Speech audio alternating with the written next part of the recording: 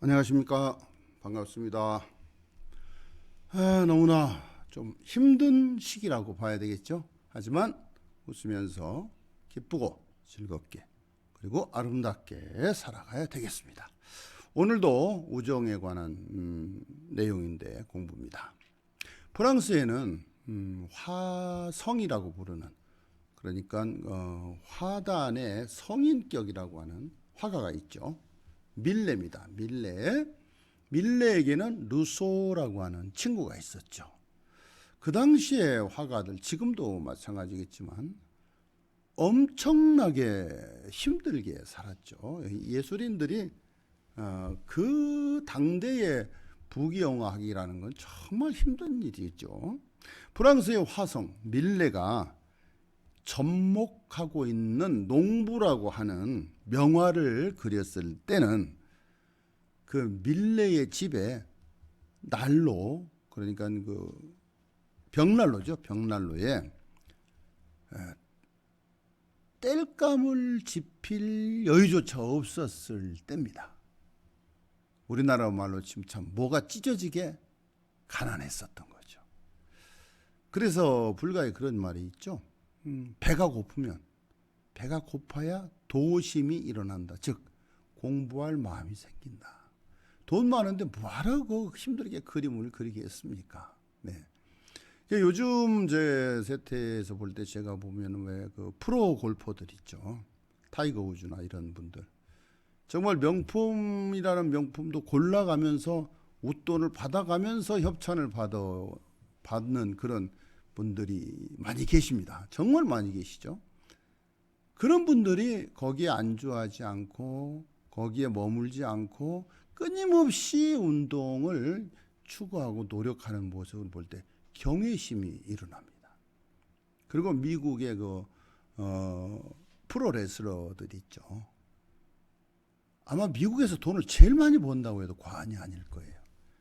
그런데 그 140, 50kg짜리들이 공중을 붕붕 날아다니면서 그 어마어마한 연습을 목숨을 걸고 하는 것을 볼 때 과연 저들은 돈을 버는 것도 중요하지만 돈이 목적이 아니로구나 하는 경외심을 느낍니다. 정말 대단하지 않습니까?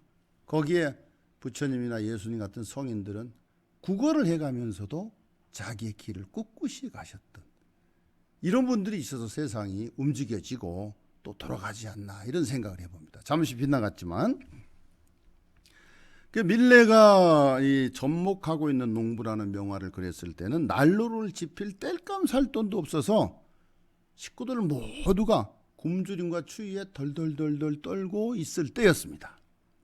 그때에 신진으로서는 이름이 좀 높았던 친구 루소가 방문을 하였습니다. 이렇게 되면 사실 친구도 다 떠나가게 되거든요. 뭐 볼 게 있다고.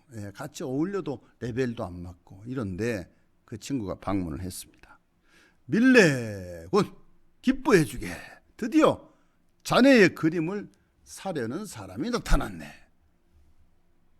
그림을 팔아서 뭔가를 해야 되는데 그러지도 못할 때인데 친구의 이 말을 들은 밀레는 너무 기뻤습니다. 뛸 듯이 기뻐서. 아니 그것이 정말인가? 친구 고맙네. 과연 그것이 누구인가? 이렇게 이제 깜짝 놀라서 맞아들였는데 누서는 주머니에서 300프랑의 지폐를 꺼내서 구매인은 급한 용무로 로마에 갔는데 그림의 선택은 나를 믿고 나에게 맡기고 갔으니 내가 볼 때는 저 접목하고 있는 농부가 마땅할. 그때는 그거밖에 또 없었어요. 딱 눈에 띄는 것이.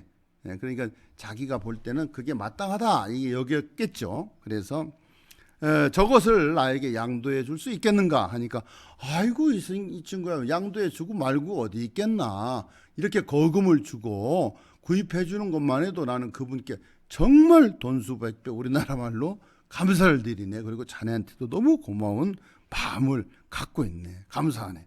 이 밀레 가족은 오랜만에 정말 행복감을 느꼈고 그 돈으로 좋은 이제 그 음식도 먹을 수 있고 땔감도 구할 수 있고 이렇게 이제 행복한 시간을 갖게 되지 않았겠습니까? 그런데 그로부터 몇 년이 지나서 밀레가 그 이후로 한 번도 이제 또 그 친구를 못 만났어요, 사실. 그래, 만나지 못했던 루소를 그 조금은 형편이 펴서 지내다가 루소를 찾아갔을 때 루소가 맞이를 하고 잠깐 다른 볼일을 보러 옆방으로 갔을 때 그 방의 벽에 보니까 자기 그 그림 접목하고 있는 농부가 딱 걸려 있는 거예요. 그래 밀레가 이렇게 딱 보고 생각이 난 게 문득 이 친구가 그때 당시 다른 사람이 그림을 산 게 아니고 내가 자존심이 상할까 봐 자기가 그림을 사면서 나를 다른 사람이 산 것처럼 해서 나를 도와줬구나 하는 것을 느낀 거예요. 얼마나 울컥하겠습니까? 네. 지금이라도 참 멋진 대목이 아닐 수가 없습니다. 그 루소는 사실 벗의 그 어떤 생활의 고통을 보기가 딱했지만 그보다도 그 벗의 친구의 자존심을 상하게 해서는 안 된다고 생각을 했기 때문에 그래서 다른 사람이 구입하는 것으로 해서 손수 밀레의 그림을 사주었던 것이죠. 밀레는 루소의 우정에 감격하고 그만 흐느껴 울었습니다. 하지만 나중에는 이 그림이 어마어마한 값어치를 또 창출을 하죠. 바로 이렇습니다. 우리나라 속담에도 말 한마디로 천냥빚을 갚는다 하는 말이 있죠. 나는 그냥 지나가는 사람이 이렇게 지쳐서 쓰러져 있었을 때 그냥 아무 생각 없이 나에게는 있어도 그만 없어도 그만인 돈 10,000원 가지고 국밥 한 그릇을 사주었는데 그 사람은 그것으로 생명을 연장하고 건지는 결과를 받았으면 어마어마한 복을 짓는 거예요. 바로 그런 이치라고 봐야 됩니다. 네. 그냥 지나가다가 저도 밤길에 이렇게 비 올 때나 이럴 때 차를 몰고 올라오다 보면요. 개구리들이 이렇게 시골이니까 튀어나옵니다.